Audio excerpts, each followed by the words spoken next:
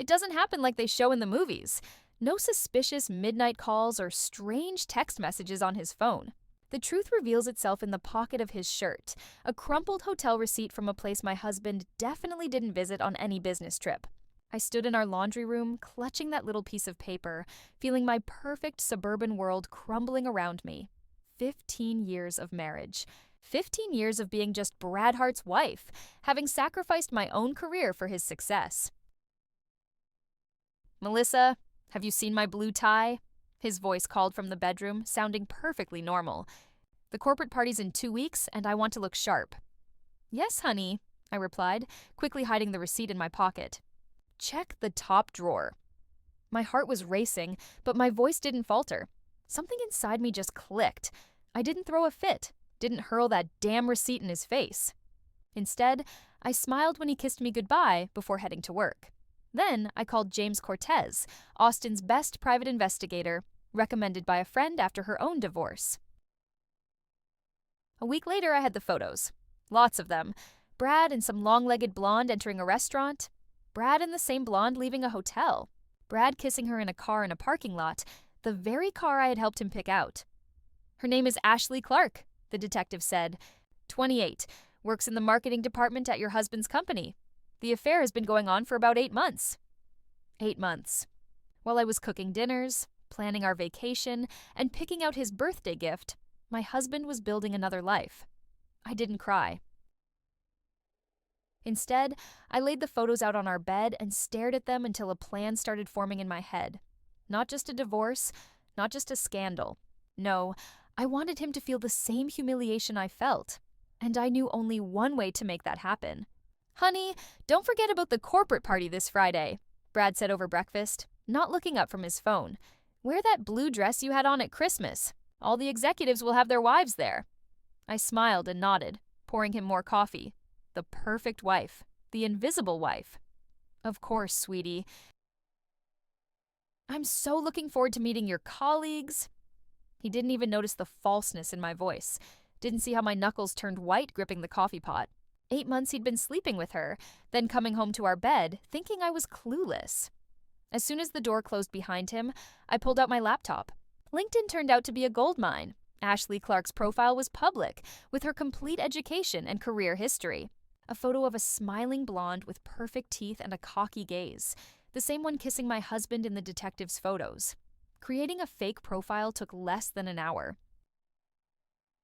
Julia Ramirez, HR consultant with an impressive resume and recommendations from major companies. I uploaded a photo of a middle-aged woman from a stock site, attractive enough to look successful, but not so much as to raise suspicion. "Hello, Miss Clark. I recently began working with your company as an external HR consultant. I'm conducting informal conversations with key employees before the corporate event. Could we meet Thursday at the Blue Lotus Bar? This is strictly confidential." I hit send and felt adrenaline coursing through my veins. 3 hours later, I got a response. "Hi, Julia. Nice to meet you. Of course, I'd be happy to meet you on Thursday. Does Blue Lotus at 6 p.m. work?" I stared at the screen and felt a strange calm. The plan was forming itself. I would meet my husband's mistress, learn everything about her, and then I'd bring her to the party, right to him, and let everyone see the truth. That evening, I bought a new dress. Not blue, as Brad wanted. Red. The color of blood and passion. The color of revenge. "What's that?" he asked, seeing the shopping bag. "A surprise for the party," I answered with a smile. "I want you to be proud of me."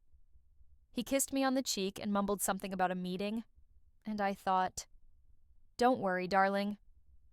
You'll definitely remember this party for a long time."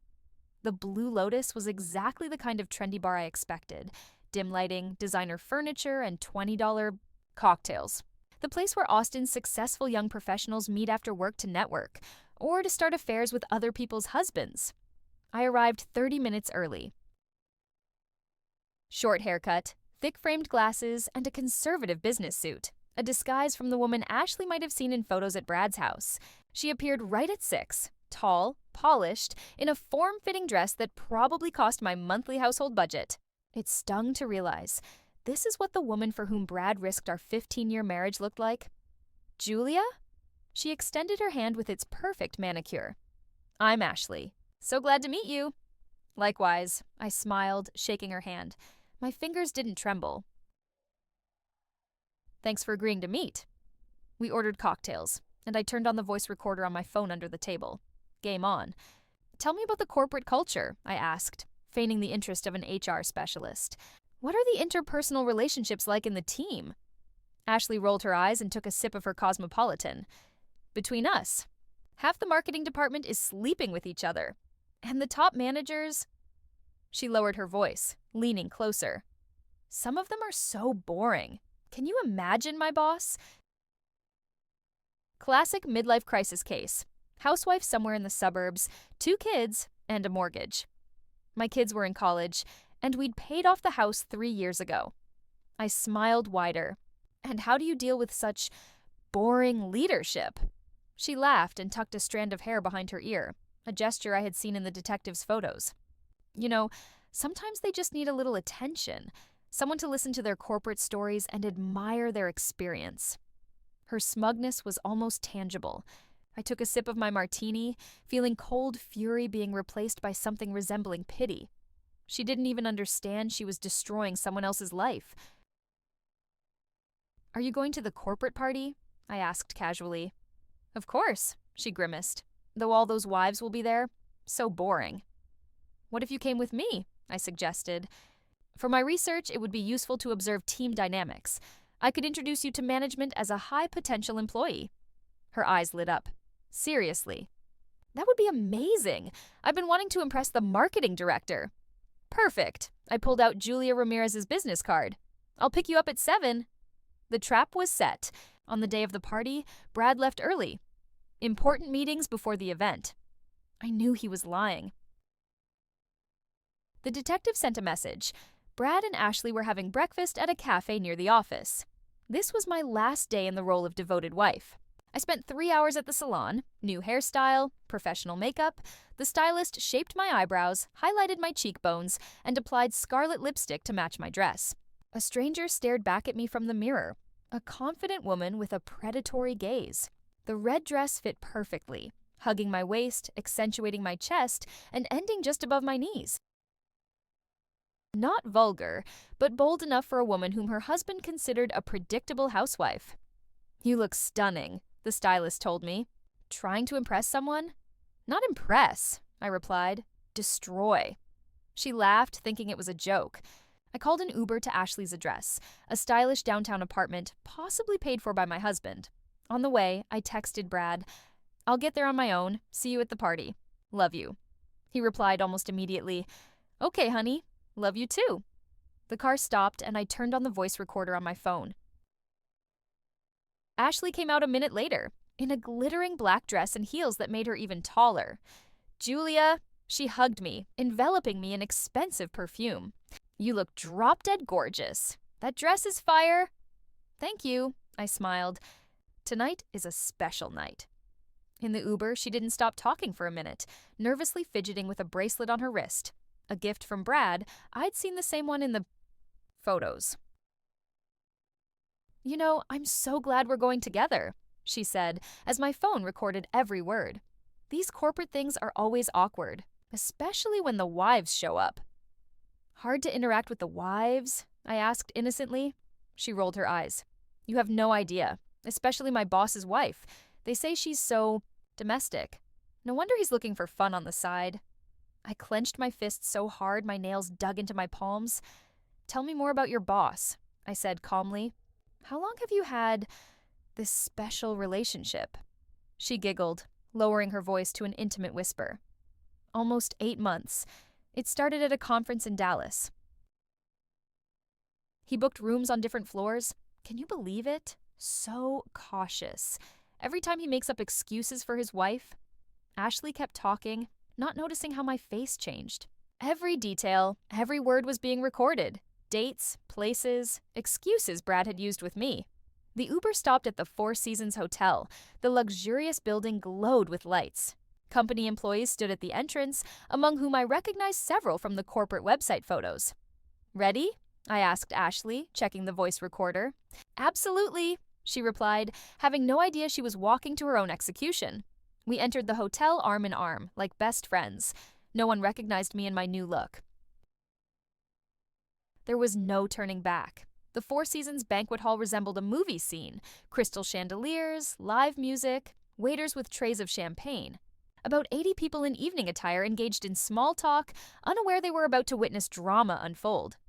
"Impressive," I whispered, scanning the crowd. "Where's your boss?" Ashley smiled, her eyes lighting up.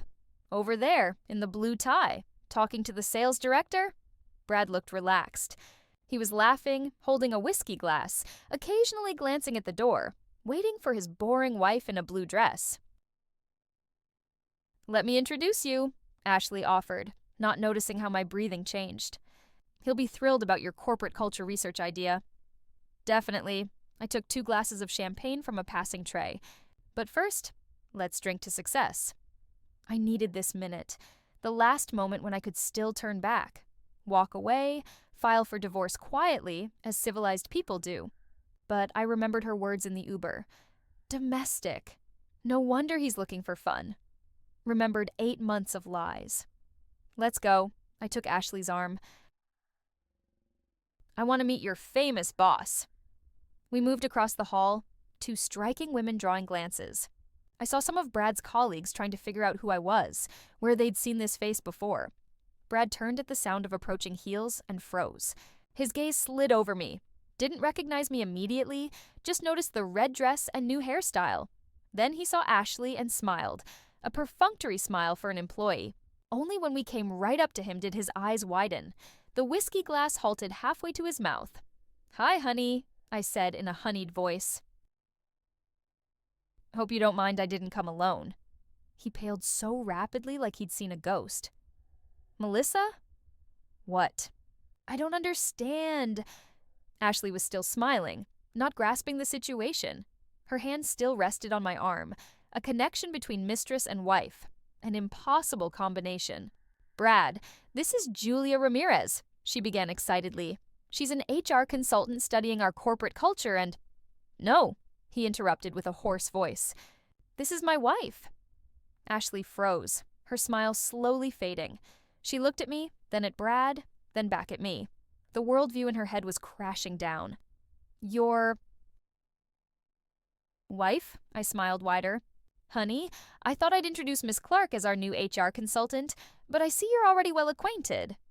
Brad stepped forward, his face contorted with panic. "Melissa, let's step outside. Talk." "Why bother?" I raised my glass. "The party's just getting started." People around began to notice the tension. Conversations quieted, glances turned to our little group. The company's CEO, a large man in an expensive suit, frowned and started moving in our direction. The ticking time bomb had begun its countdown. "Mr. Hart," the company's CEO extended his hand to Brad. "Will you introduce us to your companions?" Brad looked like a cornered animal. Sweat beaded on his forehead, his eyes darting between me and Ashley, who still stood with her mouth open, trying to process what was happening. "Richard," he mumbled. "This is my wife, Melissa. And this is—" "Ashley Clark." I stepped forward with a smile. "From the marketing department. Ashley and I have become absolutely inseparable lately." "Isn't that right, dear?" Ashley finally unfroze, her face turning chalk white. I don't understand." She shifted her gaze to Brad. "Is this some kind of joke?" A circle of spectators had formed around us. Brad's colleagues, their spouses, top managers. All of them could smell scandal brewing. Some were already pulling out their phones.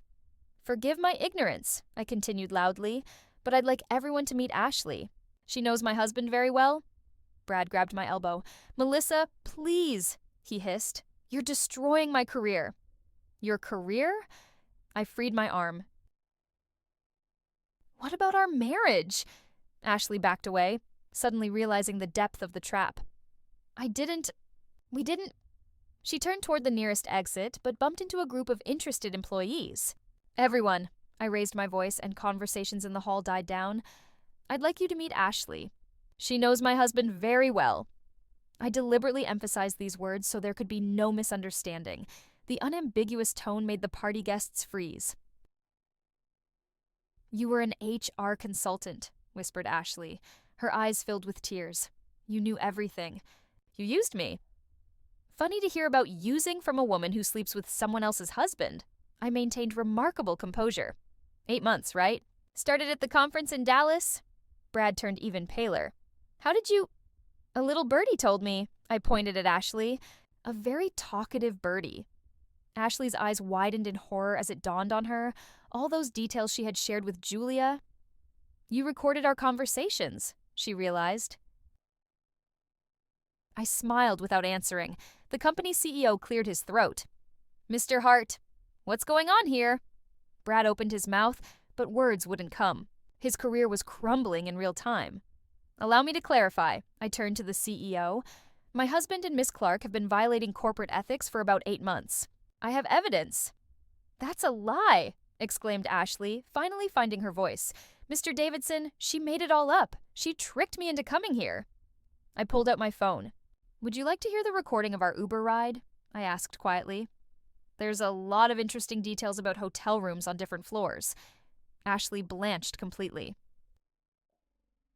She realized she was cornered by her own words. The trap had sprung, and my revenge was just beginning. The Four Seasons banquet hall had transformed into a one-act drama theater. The live music had stopped, waiters were frozen with their trays, and all eyes were fixed on our little triangle: betrayed wife, unfaithful husband, and his mistress. Melissa, Brad stepped toward me, his voice trembling. Let's handle this at home, like adults. Like adults? I raised an eyebrow. For 8 months, you've been lying to me like a kid caught with his hand in the cookie jar. Ashley tried to maintain a professional face, turning to the company's CEO. Mr. Davidson, this is a misunderstanding. I did work with Mr. Hart on several projects late into the evening, but... In hotels? I interrupted. On different floors? Ashley blushed, then launched into a desperate counterattack. You don't understand. He's unhappy in his marriage. He told me you two haven't been living as husband and wife for years, that you're only together for appearances.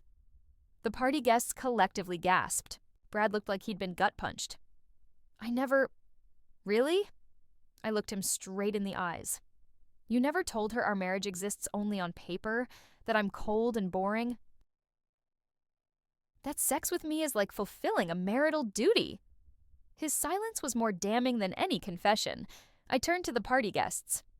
You know, I could have just filed for divorce. Quietly, civilly. But after 15 years of marriage, I deserved at least honesty. I pulled out my phone and held it above my head. Want to know what your respected colleague says about his family behind closed doors? Don't, whispered Brad. Please.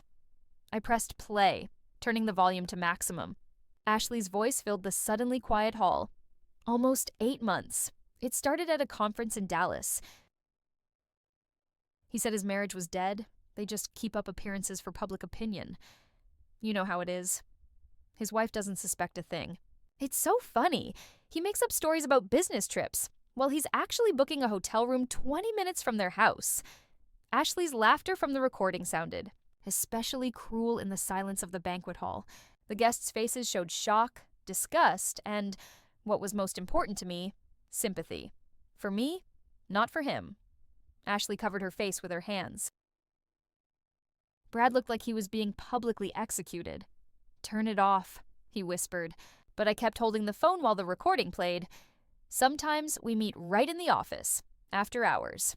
He locks the door, and I sit on his lap right in his executive chair. He says he's never felt so alive. Mr. Davidson stepped forward and extended his hand. That's enough, Mrs. Hart. I think we all understand the situation. I turned off the recording and smiled at him.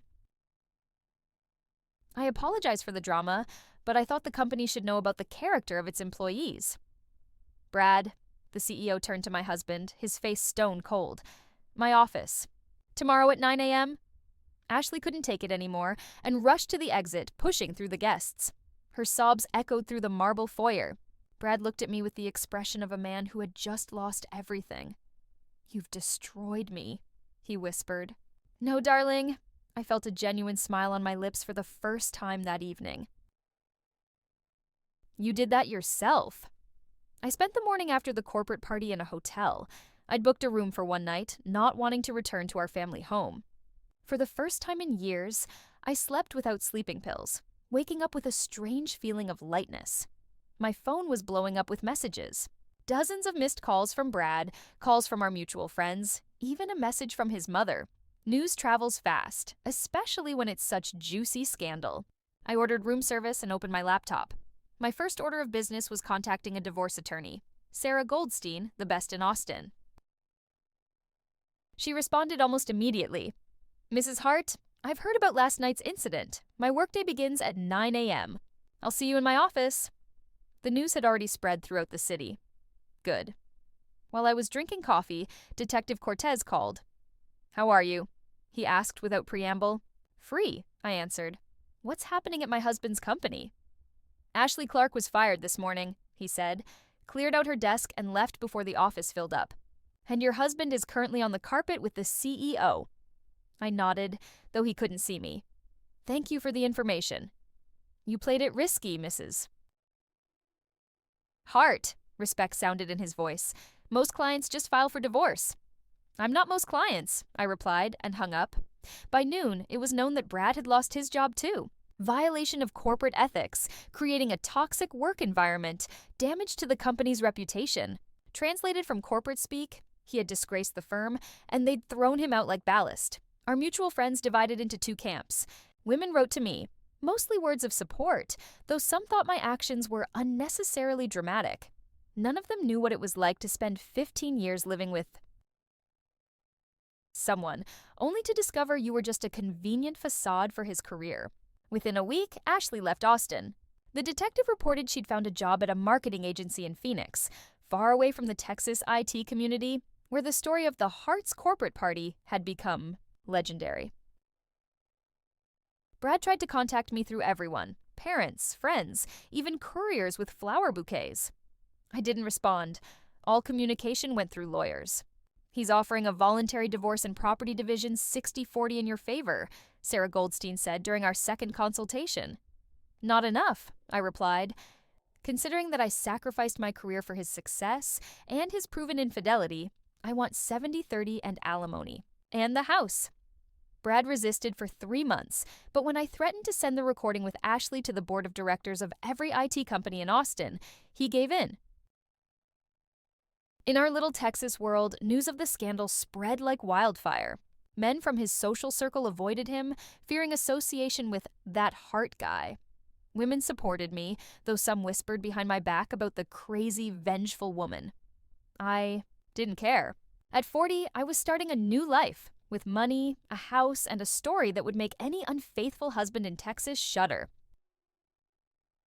Brad found work after 6 months, at a small startup company in a position significantly lower than his previous one and with a salary half as much.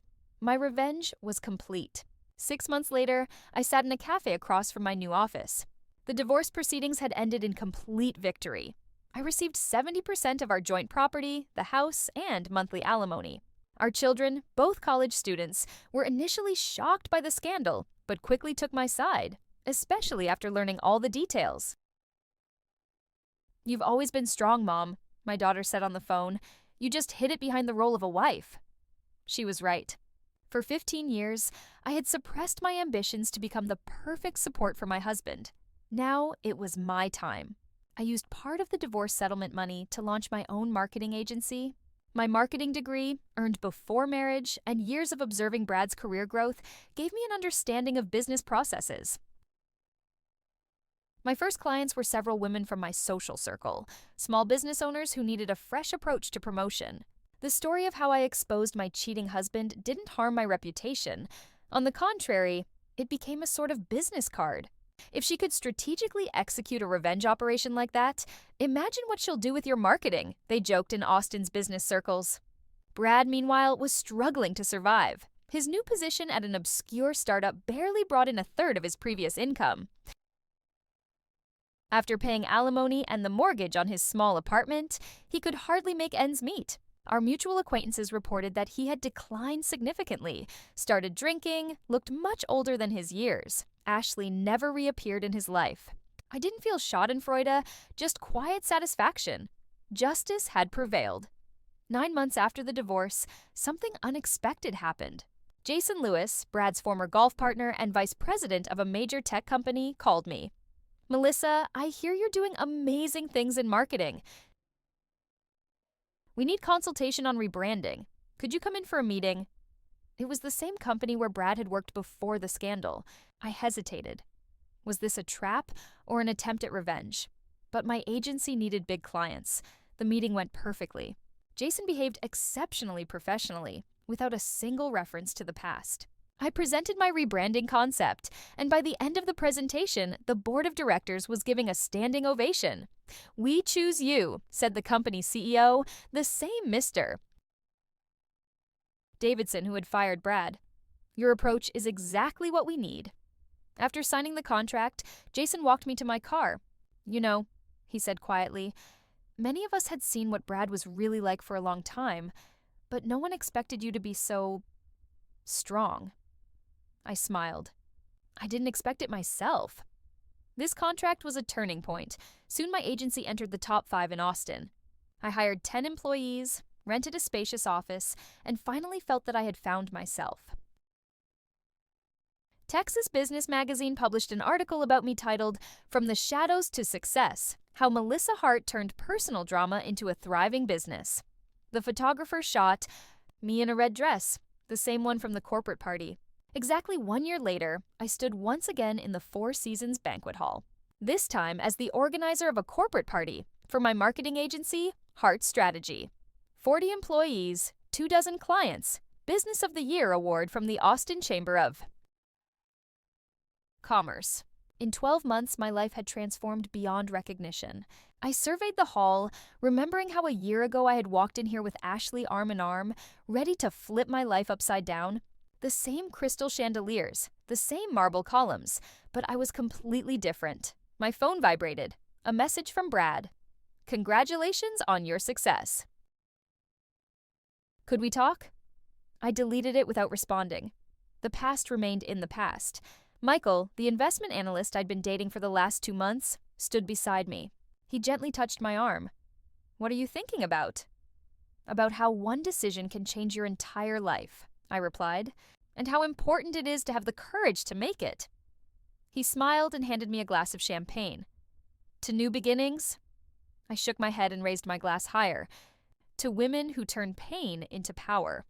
The room erupted in applause. I took a sip and thought that 15 years in the shadows had been worth it. Because now I was finally who I was always meant to be. Not Brad Hart's wife, but simply Melissa Hart. A woman who wasn't afraid to start from scratch.